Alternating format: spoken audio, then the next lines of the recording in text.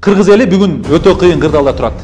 Кана баягы миллиондогон акчаларды шайлоого чачкан биздин чиновник депутаттарыбыз, кана баягы айылдарга, жер-жерлерге кыдырып бекер тараткан ундар, бекер тараткан майлар, бекер тараткан акчалар, агитация үчүн бир гезитке чыгыш үчүн 100 миң, 200 миң сом акчаларды чачып, бир добуш үчүн 2 миң сом, 3 миң сом берген биздин депутаттарыбыз кана.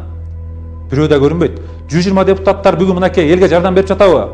Мына бүгүн ошол акчаларды элге таратып, үймө-үй кыдырып, ун таратчу, май таратчу мезгил келди. Жаңы конуштарда элдер кандай кыйналып жатат? Канча деген элдер айлыгы жок, айлыгын ала албай, ачка, үйүндө продукты жок, үйүндө канча балдары менен баласын кантип калгам деп эртеңки күндөн коркуп турган биздин элдерибиз канча.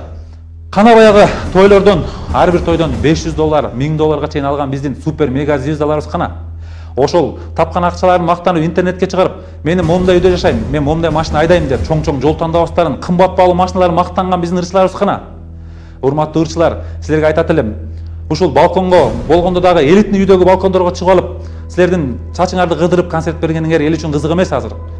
Андыктан келгиле урматтуу ырчылар, бир эле тойдон алган акчаңарды чогултсак азыр баарыбыз, жалпы элге бир топ жардамдарды берсек болот. Келгиле биригели, акчаларды чогулталы. Инстаграмдын сторисине койгон бир рекламаңардын акчасын бөлсөңөр, ушунчалык элге жардам кылган болобуз.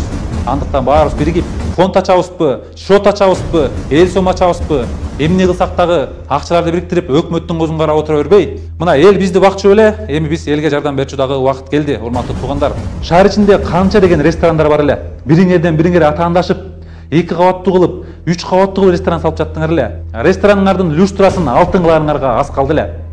Бириңерден бириңер жарышып, рестораныңарды реклама кылып, менин рестораныма келгиле, менин рестораныма келгиле дечү элеңер. Андыктан урматтуу ресторандын кожоюндары, бир күндөгү түшкөн тоюңардын акчасын чогултуп, ошол рестораныңардын рекламасын азыркы учурда элге ун таратып, май таратып, чай таратып реклама кылсаңар, азыр силерге дагы жакшы реклама болмок. Мына ушул кырдаал эртең бүтүп кетсе, ошол эле эл кайра силердин рестораныңарга келип, ошол силердин жардам берген акчаңарды кайра эле эл силерге алып келмек. Эгер биз ушинтип жардам берсек, Алла таалам деле бизге ниетин түз кылып, эртеңки күнү бизге өзүнүн берекесин чачат деп ойлойм.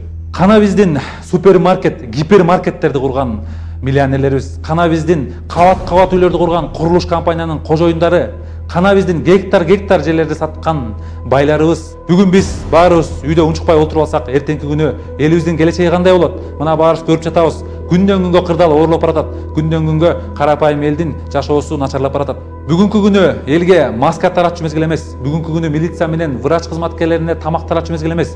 Бүгүнкү күнү так карапайым элге жардам берчү мезгил.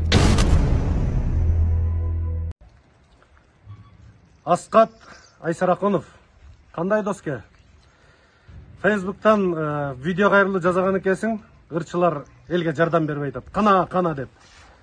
Эми видеого тартып, мактанып, сага көрсөтүп, сага отчет бергендин кереги жок. Биз ушул кыйынчылык келгенден бери токтой элекпиз, дагы да улантып атабыз.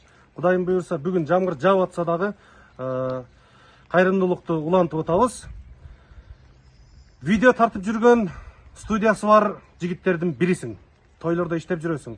$200 $1000 чейин бир тойду тартасыңар. Кел.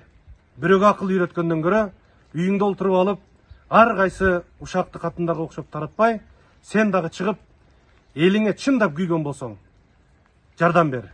Мен сенден видео отчет күтөм. Эң эле аз дегенде 30 үй бүлөгө жардам берип койсоң, сен чыныгы кыргыздын жигити бол.